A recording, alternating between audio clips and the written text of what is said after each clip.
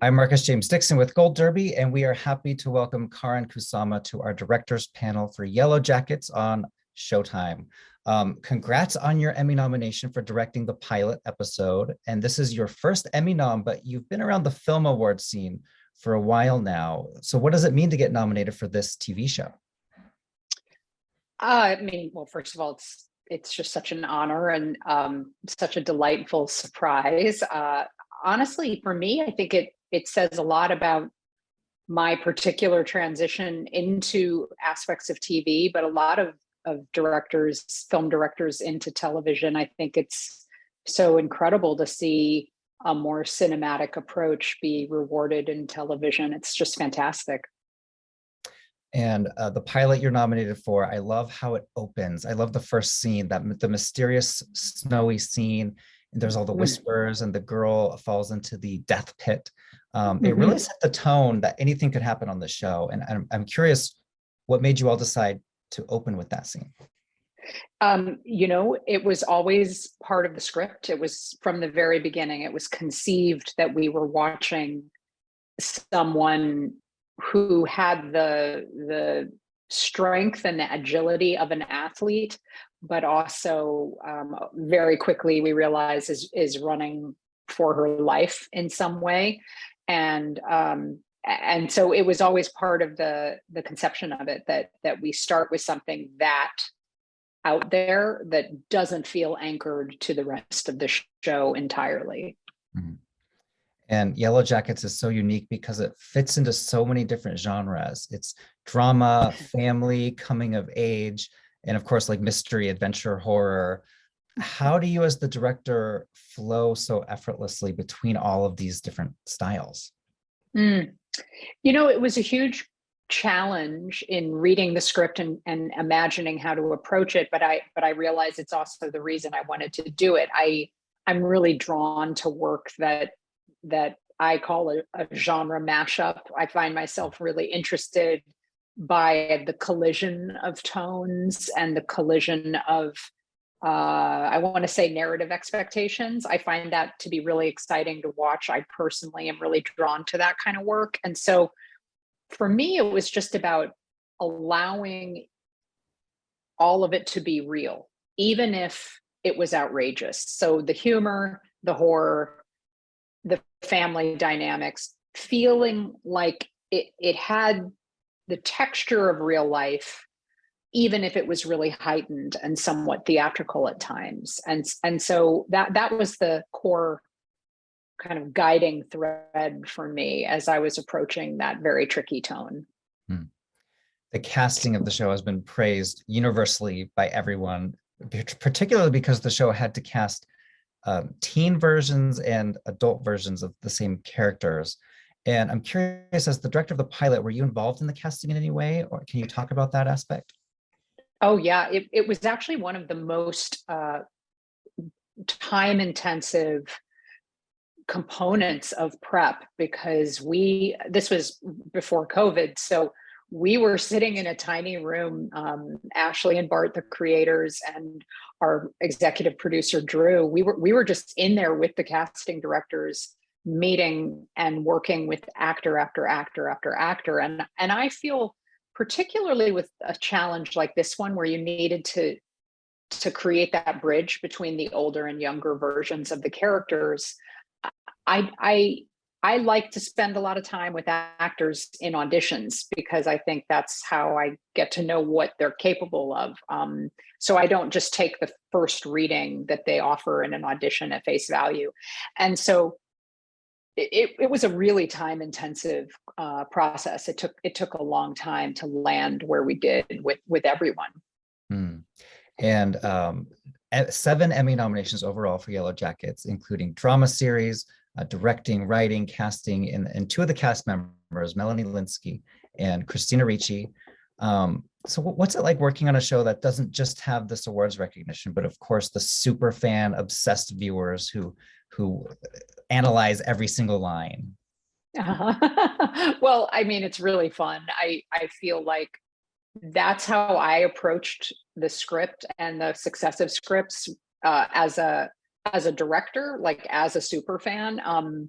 because to me, that's part of my job, is to find my most intense levels of engagement across the story. And so it was so cool to see that there were people watching the show with that level of obsession and engagement, because I feel like that's some of my most powerful memories of storytelling as a younger person.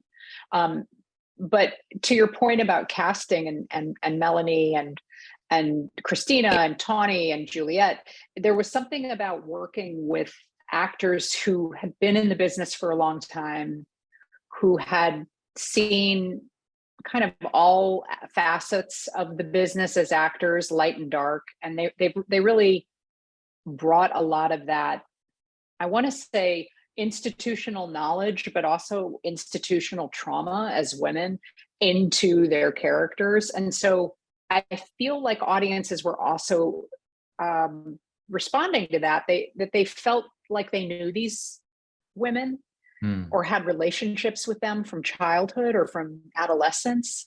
And it made for a very powerful brew in a weird way in terms of watching it. Because I think we came into the stories feeling like we already had a relationship to some of those actors.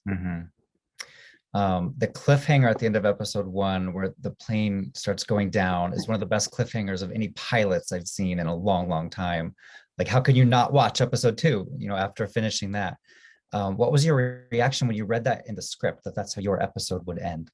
I felt scared. I mean, I was like, I hope I can pull this off in a TV schedule, because a plane crash is no small feat to execute on screen. And so it was an incredible challenge to figure out, how do we tell the story of a plane in the air and then a plane going down? And it was really fun. We had this plane set on a giant gimbal, actually moving to and fro and throwing characters back and forth. It was an amazing feat. It was really fun. Of all the mysteries on the show, some have been answered, some have not. Are you, just as a fan, super invested to find out like one particular answer? Like what happened? I want to know when the girls kind of talk, when the adults talk about, we have to keep what we did a secret. Are they just talking about the murder and the cannibalism, or did something else happen out there? That's your sort of special. That's my number one that you have. Yeah. Yeah, I mean, for me, I think because the show so boldly explored the idea of an unwanted pregnancy, and even opened up the door to a homemade abortion that ultimately a character just decides not to go through with, because she's afraid of dying, and she's right to be afraid of that. That is probably the most emotional storyline for me, that I'm interested to see how it resolves in season 2.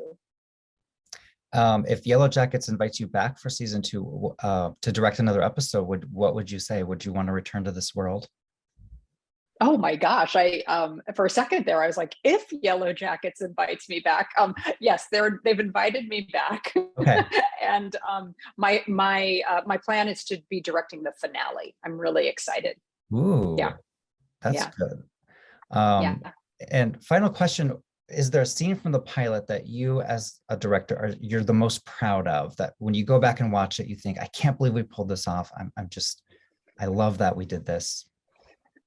What I would say, because I'm really proud of everything in the pilot, but there is a montage at the end of close to the end of the episode that checks in with essentially every young character, the night or the day that they plan to get on that plane.